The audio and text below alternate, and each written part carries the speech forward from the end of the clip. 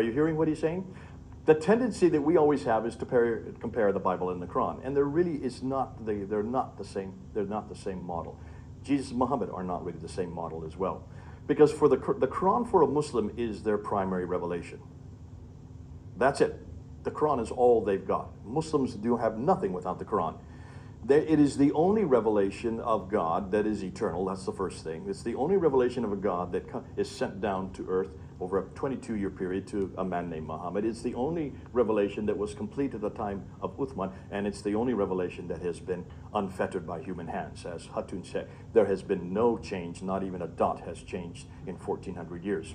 So those are the four claims they make about their Quran. Do we make that about our Bible? Would any of you say the Bible is eternal? Please don't. Was it sent down? No.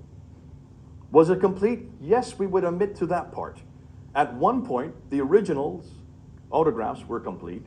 Have they been changed? Of course they've been changed. We know where the changes are. We're very transparent about it. We put it in there. We put a line before, Mark chapter 16, verse 9 to 20. They put a line there to warn the readers that we don't know whether or not this is from the original autograph, because we don't have the original autograph for those verses. John chapter 7, verse 53 to John chapter 8, verse 11, the story of the woman caught in adultery, that is not in the earliest Greek manuscripts. And especially 1 John chapter 5, verse 7, it should not be in our Bible at all, because that was only introduced in the 1600s, in the 1611 King James Version. That was the first time that was introduced. Okay, so we are very open about it. We know there have been changes, but we know where the changes are. All right? So don't do a comparison. Don't even make those claims about the Bible. So what you're suggesting is, well, then what can we do? Well, here is a better suggestion. Instead of comparing instead of the Bible and the Quran, why don't you compare the traditions? The Bible is like the Islamic traditions. Now, what do I mean by that? Well, there are four genres of what we call the Islamic traditions. To know how you're to act, how you're to live as a Muslim, you have to go back to the example of Muhammad. And the example of Muhammad is found in four different types of writings. One is called the Sirah to Rasulullah, which would be the biography of Muhammad. And the other is called the Hadith, which would be the sayings of Muhammad. The third would be the Tafsir, which would be the commentaries on the Quran. And the fourth would be the Tahriq, which would be the histories. Those are the four Islamic traditions, the Sunnah of the Prophet, the example of the Prophet. All written in the 9th and 10th century and later, but not before the 9th century. Muhammad died in the 7th century. You see a problem immediately. None of this existed for 200 years.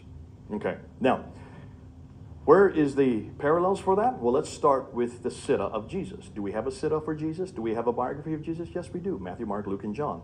The black letter part of Matthew, Mark, Luke, and John. Do we have the Hadith of Jesus? Yes, we do. Anytime it's red letter, that's what Jesus spoke. There's the Hadith of Jesus. There's the parallels. Do we have the Tafsir, the commentaries? Yeah, Paul's letters are commenting on what Jesus did. What he said, he then comments and shows how it's applied in Philippi and Corinth and Ephesus.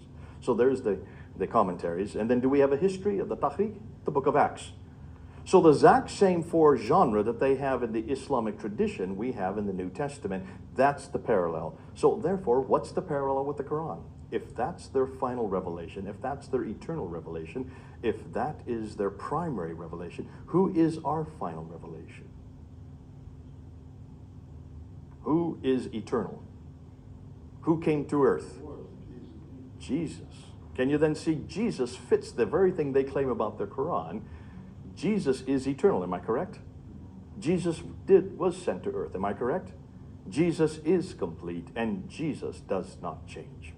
So the four things they're claiming about their Quran, we claim about Jesus, but as we're going to find on Tuesday night, we're going to destroy those claims about the Quran Tuesday night. Hold on until we do that.